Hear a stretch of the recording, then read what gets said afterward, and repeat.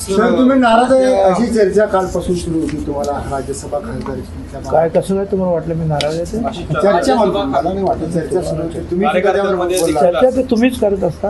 तुम्ही पण बोलला त्याच्यावरती सर काल की मी नाराज नाही पण इच्छा होती मला खासदार व्हायचं काय झालं? इच्छा व्यक्त केला होता काल. मला इच्छा आहे आणि म्हणून तर जे आहे नाशिकचे लोकसभेला लढवायला सुद्धा मी तयार झालो होतो.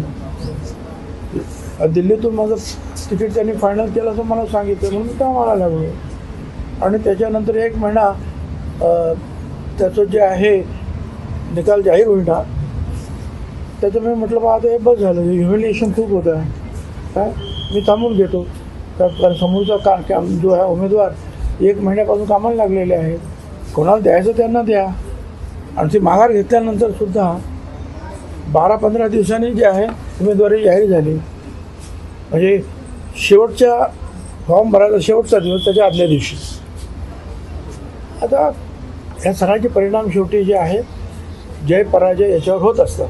आणखी राज्यसभा जी आहे ती शिल्लक राष्ट्रवादीच्या कोट्यातली ती हवी पक्षातून काही नाही ठीक आहे. आता पक्ष म्हटल्यानंतर सगळ्याच गोष्टी तुमच्या मनाप्रमाणे होत नाहीत. थांबावं लागतं काही वेळेला आपल्याला तेव्हा थांबण्याची. बरं माझ्या आयुष्यामध्ये 57 वर्षाचं आयुष्य झालं माझं राजकारणात जेवढं शिवसेना झालं तेवढं मला झालं. त्याच्यामध्ये अनेक वेळा असं झालं की आपल्याला वाटतं की असं व्हायला पाहिजे पण नाही होत आहे. असेल कदाचित दैवाचा भाग असेल कदाचित काही कंपल्शन्स असतील.